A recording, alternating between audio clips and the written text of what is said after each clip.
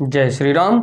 आइए ले चलते हैं हम आपको पुनः भोलेनाथ के श्री शिव महापुराण की कथा विद्येश्वर संहिता में, जिसको सुनने और पढ़ने मात्र से ही हमारे देश संसार और जहाँ तक हो सके हमारे ऊपर किसी भी विघ्न बाधाओं को दूर करने के लिए भोलेनाथ के श्री शिव महापुराण की कथा सबसे उत्तम कथा मानी जाती है कि जिस घर में भोलेनाथ के श्री शिव महापुराण की कथा होती है उस घर में कभी भी किसी भी प्रकार के असाध्य रोगों का प्रवेश नहीं होता।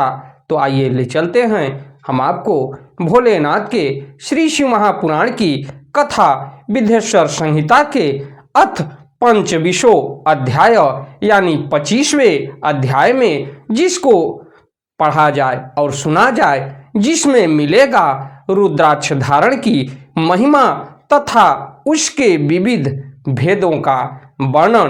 क्योंकि रुद्राक्ष की माला में ऐसा क्या होता है जो कि पहनने और उसका जप करने मात्र से ही हमारे ऊपर भोलेनाथ की कृपा सदैव बनी रहती है।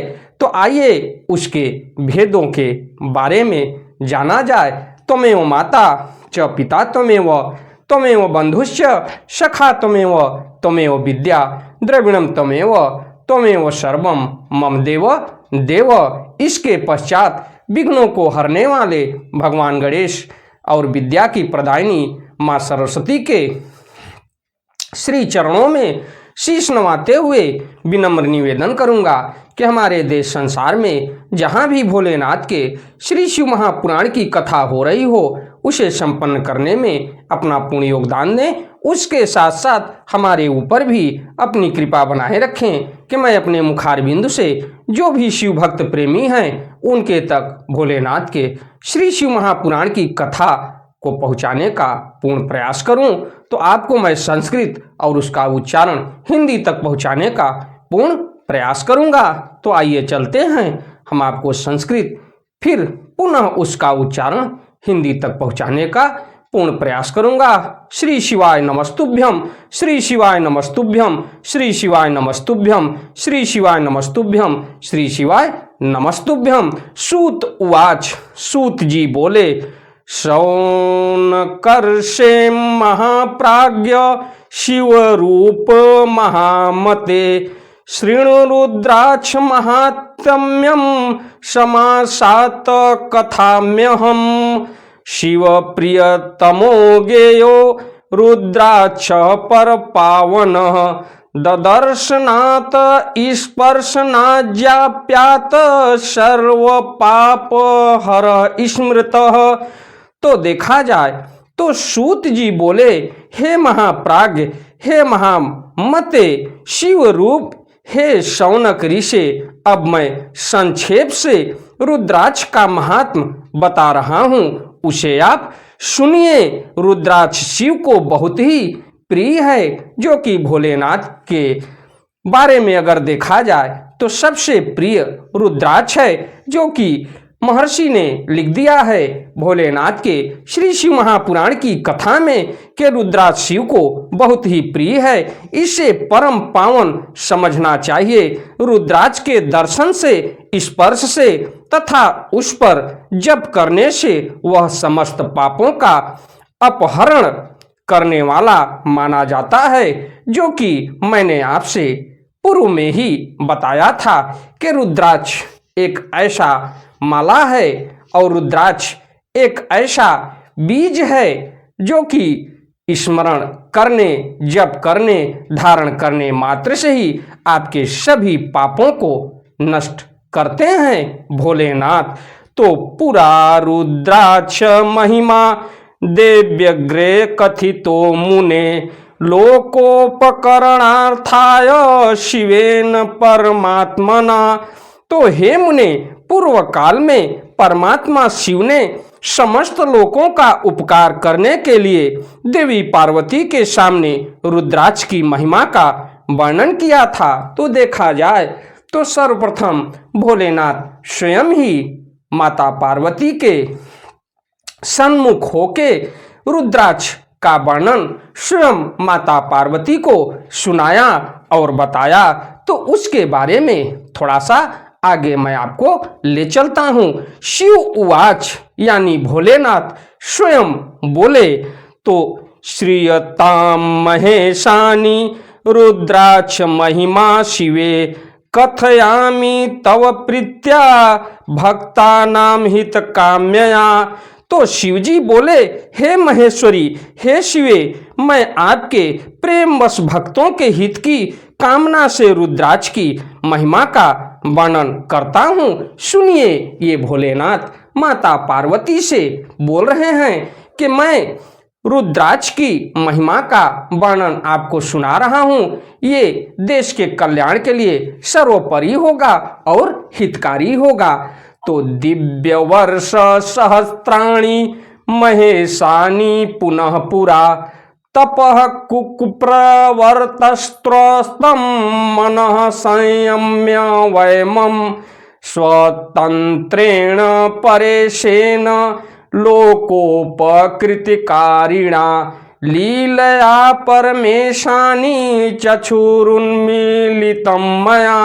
तो हे महेशानी, पूर्व काल की बात है, मैं मन को संयम में रखकर हजारों दिव्य वर्षों तक घोर तपस्या में लगा रहा। हे परमेश्वरी, मैं संपूर्ण लोकों का उपकार करने वाला स्वतंत्र परमेश्वर हूँ। एक दिन सहसा मेरा मन क्षुब्ध हो उठा, अतः उस समय मैंने लीलावश ही अपने दोनों नेत्र खोल दिए। यानी भोलेनाथ ये माता पार्वती को सुना रहे हैं और घोर तपस्या करने के बाद अंत समय में उन्होंने अपनी स्वतः एक दिन देखा जाए तो सहसा उनका मन क्षुब्ध हो उठा और उस समय उन्होंने लीलावशी अपनी दोनों आंखें खोल दी। पुटाभ्याम चरुचक्षुभ्यार पतिता जल बिंदवः तत्राश्रु बिंदु तो जाता वृक्षा रुद्राक्ष संज्ञकाः अस्थावरत्व मनमुप्राप्य भक्तानुग्रह कारणात् ते दत्ता विष्णु भक्तेभ्य सृश्चतुर्वर्णेभ्य एव च।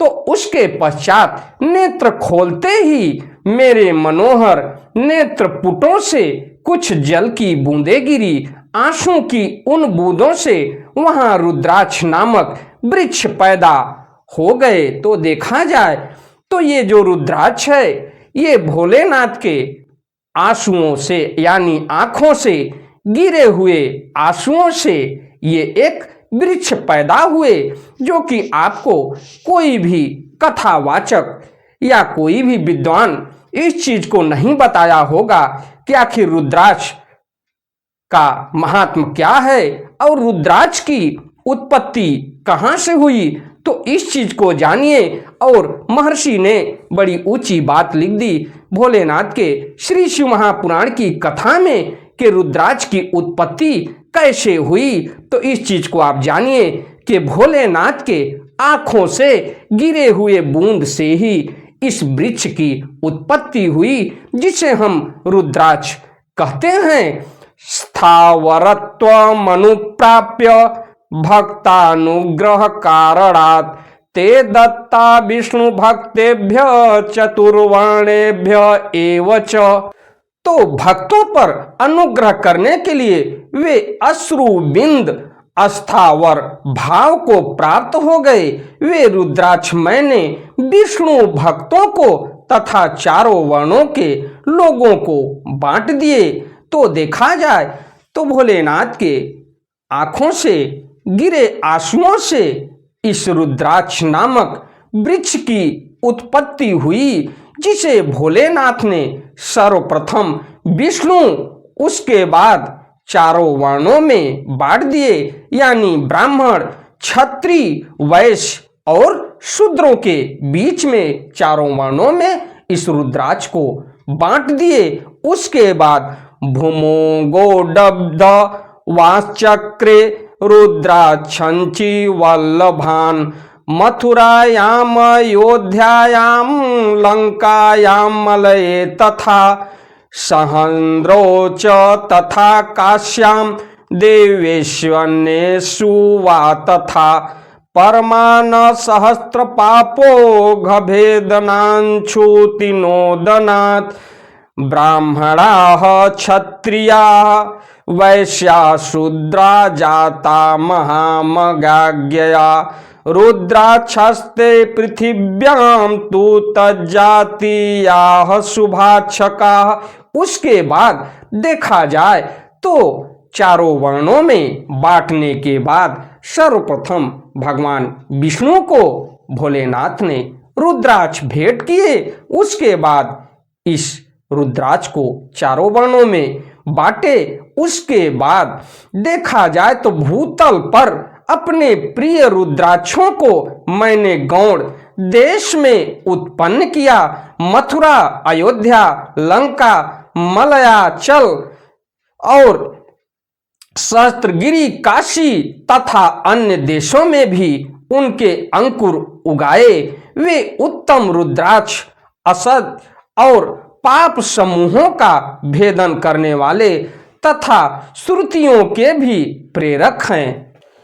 ब्राह्मणा क्षत्रिया वैश्याः शूद्रा जाता ममाज्ञया रुद्राक्षास्ते पृथिव्यां तु तज्जातीयाः शुभाक्षकाः श्वेतरक्ता पीतकृष्णा वर्णाज्ञेया क्रमाद् बुधै स्वजातीयं निर्भिर्धार्य रुद्राक्षं वर्णतः क्रमात्। तो उसके पश्चात देखा जाए तो उस रुद्राक्ष को मेरी आज्ञा से यानी भोलेनाथ के आज्ञा से वे रुद्राक्ष ब्राह्मण, क्षत्रिय, वैश्य तथा शूद्र जात के भेद से इस भूतल पर प्रकट हुए। रुद्राक्षों की ही जात के शुभाक्ष भी हैं। उन ब्राह्मणादि जाति वाले रुद्राक्ष के वर्ण श्वेत, रक्त, पीत तथा कृष्ण जानने चाहिए। मनुष्यों को चाहिए कि वे क्रमशः वर्ण के अनुसार अपनी जाति का ही रुद्राक्ष धारण करें। तो देखा जाए तो रुद्राक्ष किस वर्ण के लिए कैसा धारण करना चाहिए, ये भी महर्षि ने भोलेनाथ के श्री शिव महापुराण की कथा में लिख डाला है। तो देखा जाए तो रुद्राक्षों की ही जात के शुभाक्ष भी हैं। उन ब्राह्मणादि जाति वाले रुद्राक्ष के वर्ण श्वेत, रक्त, पीत तथा कृष्ण जानने चाहिए। मनुष्यों को चाहिए कि वे क्रमशः वर्ण के अनुसार अपनी जाति का ही रुद्राक्ष धारण करें। श्वेत रक्ता पीत कृष्णा वर्णाज्ञेया क्रमाद् बुधे स्वजातीयं निर्भिर्धार्य रुद्राक्षं वर्णतः क्रमात्। तो उसी हिसाब से इस श्लोक में ये मिलता है कि रक्त, पीत तथा कृष्ण जानने चाहिए। मनुष्यों को चाहिए कि वे क्रमशः वर्ण के अनुसार अपनी जाति का ही रुद्राक्ष धारण करें। वर्णस्तु तत्फलं धार्य भोक्ति मुक्ति फलेप्सुभिः शिव भक्तिर्विशेषेण शिवयोः प्रीतये सदा धात्री फल प्रमाणम यच्छेष्ठमेत दुदात्तहम बदरी फल मात्रम तु मध्यमम संप्रकीर्तितम अधमम चाण मात्रम स्यात् प्रक्रियेषा परोच्येत शृणु पार्वती सुप्रीत्या भक्तानां हित काम्यया। तो उसके पश्चात देखा जाए तो भोग और मोक्ष की इच्छा रखने वाले चारों वर्णों के लोगों और विशेषतः शिव भक्तों को शिव पार्वती की प्रसन्नता के लिए रुद्राक्ष के फलों को अवश्य धारण करना चाहिए।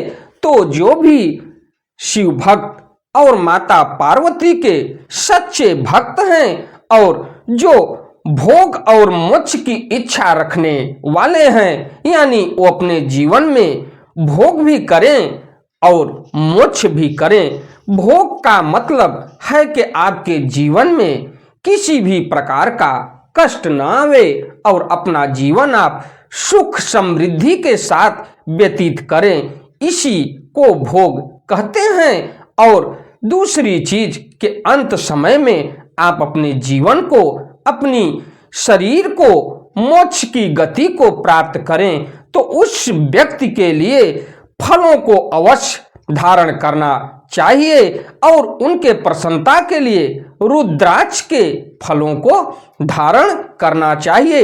ये उत्तम होता है शिव भक्त प्रेमी के लिए। आंवले के फल के बराबर जो रुद्राक्ष हो वह श्रेष्ठ बताया गया है। यानी जितना बड़ा आंवले का फल होता है, अगर उतना बड़ा रुद्राक्ष हो वह श्रेष्ठ माना जाता है और बताया गया है। भोलेनाथ के श्री शिव महापुराण की कथा के अनुसार जो बेर के फल के बराबर हो उसे मध्यम श्रेणी का कहा गया है। तो आंवला का जो फल होता है उसके बराबर अगर रुद्राक्ष हो तो उत्तम होता है, और बेर के बराबर जो फल हो वो मध्यम होता है। उसके पश्चात जो चने के बराबर हो तो उससे देखा जाए तो उसकी गणना निम्न कोट में की गई है। हे पार्वती, अब इसकी उत्तमता को परखने की यह दूसरी प्रक्रिया भक्तों की हित कामना से बताई जाती है।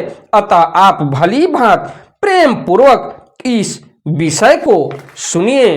तो इसी के साथ मैं अपनी वाणी को विराम देते हुए अगली कथा में मैं आपको फिर ले चलूंगा।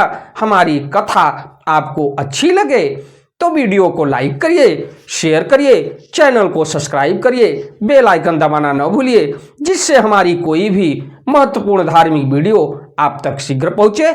आपका दिन मंगलमय हो।